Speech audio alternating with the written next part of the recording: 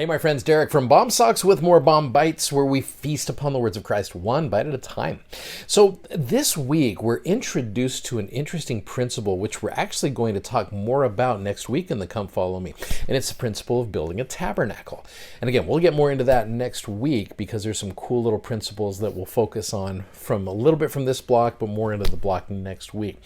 So when you get to the tabernacle, there are certain ways that you dress, all right? So you get to chapter 28, and one of the things it says in the chapter heading, it says, Aaron and his sons are to be consecrated and anointed to administer in the priest's office. Aaron's garments are to include a breastplate, an ephod, a robe, a coat, a mitre, and a girdle. The breastplate of judgment is to contain 12 precious stones with the names of the tribes therein. Urim and Thummim are to be carried in the breastplate.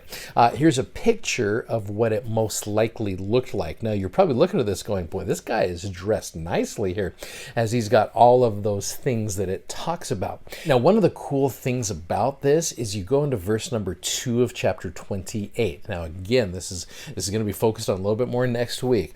And it says, and thou shalt make holy garments for Aaron and his brother, for glory and for beauty. I think that's such a cool phrase. The reason we're doing all of this is for glory and for beauty.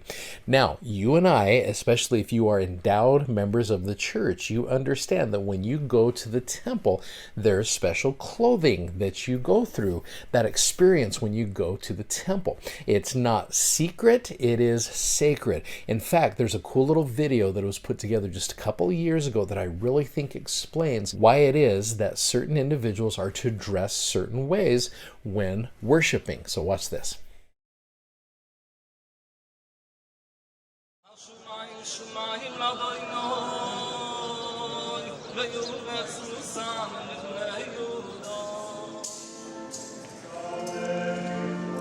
From ancient times, men and women have embraced sacred music, different forms of prayer, religious vestments full of symbolism, gestures and rituals to express their innermost feelings of devotion to God.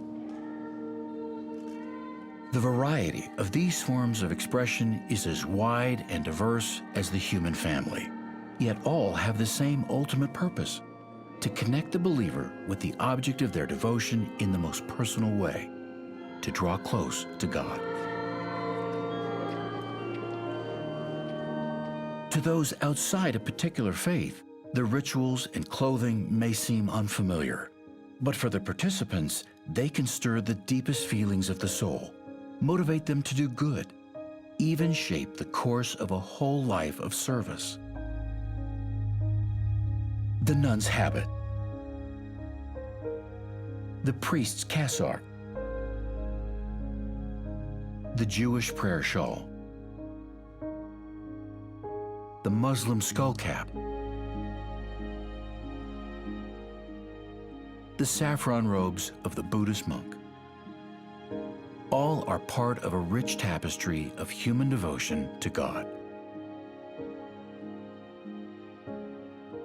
Not all such religious vestments are on public display.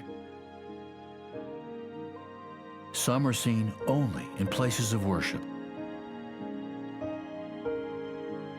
Temple robes of the Church of Jesus Christ of Latter-day Saints, known as the robes of the Holy Priesthood, are worn only inside Mormon temples and reserved for the highest sacraments of the faith. White symbolizes purity. There is no insignia or rank. The highest apostle and the newest member are indistinguishable when dressed in the same way. Men and women wear similar clothing. The simple vestments combine religious symbolism with echoes of antiquity reflected in ancient writings from the book of Exodus.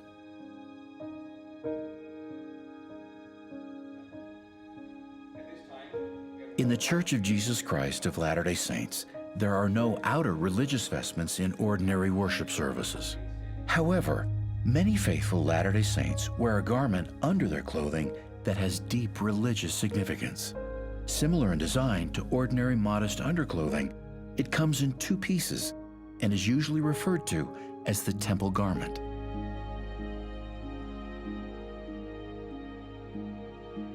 Some people incorrectly refer to temple garments as magical or magic underwear.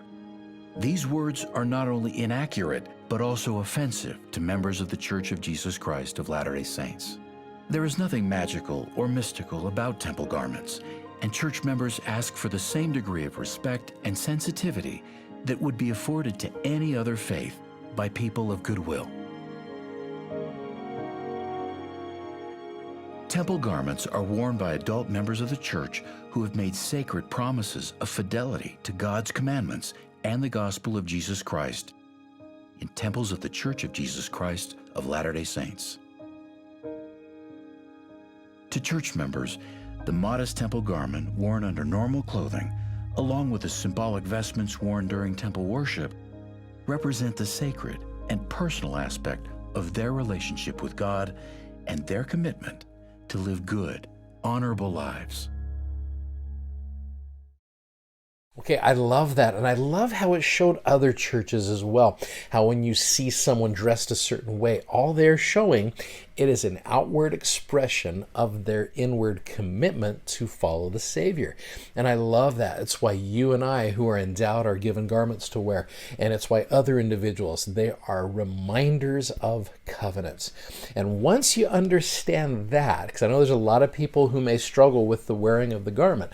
So once you understand the importance of the commitment to those covenants, then all of a sudden the wearing of these sacred clothing items don't become such a burden, they become a blessing. And I love that message. Thanks for watching. Thanks for subscribing. Thanks so much for sharing these messages. We so appreciate that you do that. And please go check out our amazingly comfortable gospel-themed socks at bombsocks.com. Godspeed, and we will see you tomorrow. Bye-bye.